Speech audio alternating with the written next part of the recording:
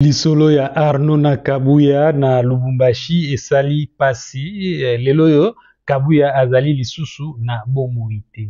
Mwasi akendeki kokomisa na gym, salle ya gymnastique na gym po akendeke fréquemment pour s'exercer, ok? Alors soko futi un peu plus okoki ozala na coach personnel. Coach personnel comme on a Arnaud. Alors coach personnel asukaki na niveau ya kocoache mwasi ya Kabuya te, akomaki kobima na mwasi ya Kabuya. Kabuya ntango atimbeli ide oyo eyelaki ye ezali ya koaffronte Arnaud. Arnaud azali coach personnel kaka te, azali pe boxeur professionnel, ok? Azalaki ye moko te na ndako jour wana azalaki avec ses deux amis. Na video oyo nga natali mwasi azali kopekisa bitumba. Namoni Arnaud, namoni Kabuya, namoni mwasi liboso ya Kabuya azali ko empêcher Arnaud abeta Kabuya te. Aza koselama te, nakozwa problème. Bon, ozwi pena problème ya grave pe lisusu, ok? Depuis tout ce temps, bon, bakima Arnaud na ba camarade na ye mibale ba monanaka lisusu te, kofuta ba frais ya hôpital soki bafutaki difficilement. Apparemment na ba information oyo nga naza nango bafutaki te et baza komonana te. Incident esalemi le 2 août 2024, lelo yo le 27 novembre 2024 Kabuya azali lisusu na bomoi te. Histoire epanzani partout na réseaux sociaux, ok? Voilà, ba internaute o bayebi Kabuya ba témoigner que Kabuya azalaki na boutique d'habillement na ye na centre-ville. Bon, ba client ebele ba témoigner et salle ya gym ezalaki pe na centre-ville, na immeuble Hypnose na Lubumbashi, ok? Boza komona mwasi ye wana na version moko boye ya un peu clair, na version ya capture d'écran ya video ya bitumba, mwasi atelemi liboso ya Kabuya aza koselama te, aza kobondela Arnaud atika kobeta Kabuya. Namoni esika ba camarade ya Arnaud babeti Kabuya te, mais ba témoin balobi bango pe babetaki, ok? Alors toloba likambo ndenge ezali base défendaki, mais défense na bango force elekaki ebele. Non seulement boxeur professionnel, poids semi-lourd, bon, likolo nango coach ya fitness, et Arnaud, bon, aza commerçant, ok? Soka sala pe sport ou quoi, tout ça, bon, babetaki ye, ok? Abandaki ko filmer. Donc, comportement na ye, makambo nyonso, internaute baza choqué, se questionner ba question ebele, et kozala siko important, toyeba ba question ngo eza nini, ba mituna nini o ba internaute, ba mitunaki, ok? Voilà. Alors, certes, il est décédé à Koufi, bon, lelo, néanmoins, babetaki depuis na mois d'août. Ce dernier était hospitalisé depuis. Azalaki hospitalisé depuis tout ce temps. J'ai eu à assister pendant que Joy, qui est son petit frère, suppliait l'autre partie de pouvoir assumer. Attends, on va aller à l'autre partie. Bon, Azako se référer plus na Arnaud. Et l'autre partie, de pouvoir assumer rien que les frais médicaux. Si je ne me trompe pas, c'était le 2 novembre que j'assistais à la conversation. Azo solo avec bandeko ya Arnaud. Arnaud emoko azako monana te. Leki ya monsieur Wautikotika biso Kabuya. Ok, voilà. Il y a plusieurs réactions à l'internaute. Ce n'est pas vrai. L'histoire est de Lubumbashi. Je suis son client car ce dernier a une boutique au sein de l'hypnose. Cette histoire est vraie de sa copine et il était babetaki donc par Batumisat, 3 personnes. Hein? Ils ont fui depuis le mois d'août, ok, plus ou moins le 2 août. Maintenant, ils peuvent continuer leur relation avec tranquillité. C'est pourquoi moi, je n'aurais jamais pitié pour voilà, parce que le message est trop méchant. La personne est trop méchant dans le commentaire, ok? Voilà. Alors, très souvent, la relation en et continue à rater, ok? Moi aussi, comme traumatisé. Bon, famille à moi si bakoki baboya, moi ça bala mobali wana, moi ça koki azala teti, ba continuer pe kaka, mais tôt ou tard, très souvent, bakabwanaka. Misusu o ba continuer ka, bo changer pays, bo changer ville, tout ça, bazali, ok? Na vidéo nga latali, mobali, ya mwasi oyo, azalaki na eloko na maboko te, en dehors ya téléphone.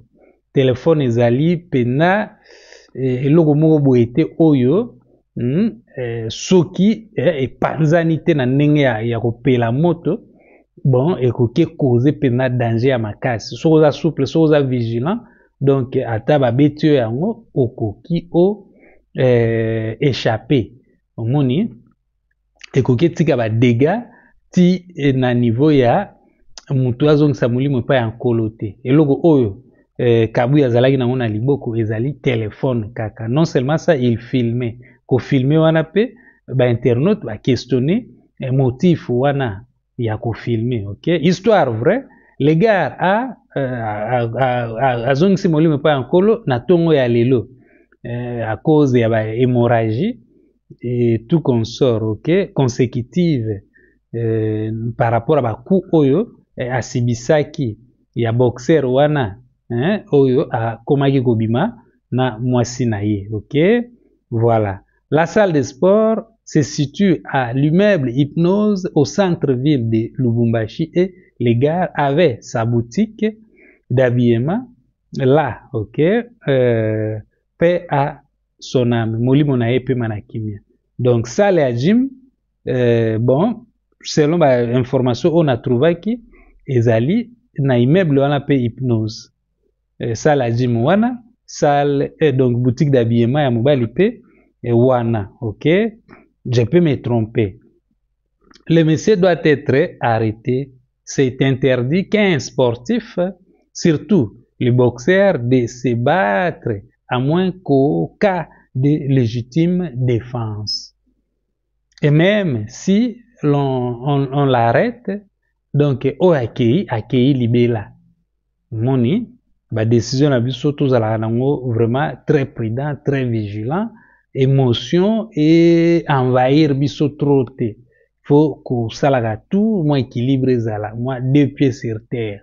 Au moins comprendre la situation, au discerner et on se rappeler que oza mutu aliboso te.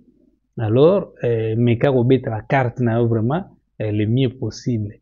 Moni na kozela yo décision te, na koki même pas ko suggérer décision oyo nga na proposé, oyo nga na suggéré ezali maîtrise na contrôle ya situation oyo okokima mpe ndako.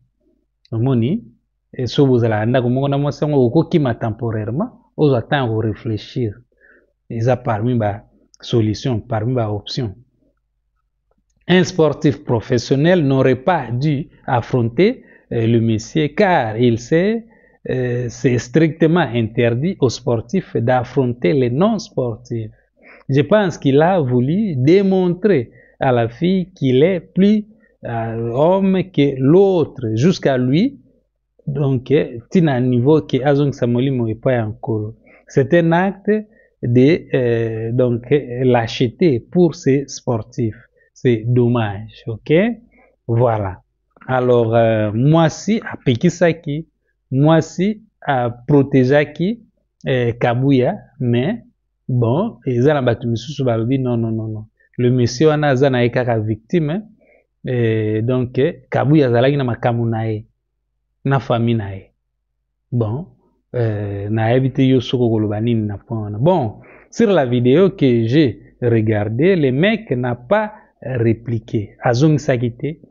Donc, babana go betaye, mais il y a zalagi na téléphone na ye, azago sala appel vidéo. Moni, pour montrer à une personne qu'on lui a donné des bolites. Voilà. Tu évites, babana go filmer. Tu évites ce que zalagi appel vidéo, ou bien ezalaki nini au juste, ok? Voilà. Alors, qu'est-ce qu'il y a encore ici? Voilà. C'est bon. Lui aussi, qu'est-ce qu'il était allé faire là-bas? À Kenegi Kosala nini? Moyen à répondre biso, ezalité. Pourquoi? Parce qu'il y a zali susu na bomoité. Ok? Quand moi si a trompé yo, tu ne peux pas aller voir les gars en question. Ça ne marche pas comme ça. Ok? On est allé conseil à internaute moko. Donc, eza ba makamoko boye eko zalaka kaka. Eko komaka toujours. Eza souhaité. Ezali ndenge mokili ezali. Ok? Bato wa mwambongo bakutanaka pe na ba likama makama. Bato bola pe bakutanaka na ba problème. Omoni le monsieur s'est débrouillé. Côté na moi c'est que ne osala gym ezali idée moko normal na je ne dis pas gatinda qui ça pouvait être intention à moi si mais ko foutela ye bon ndenge ma généralement salma na Congo plus très souvent mibali basalaka basi basalaka te tout comme pe moi si pa banayi ko sala ezala moi si ezala mobali muta futaki bon abanayi ko kende gym. Ok, azalaki pe na coach personnel.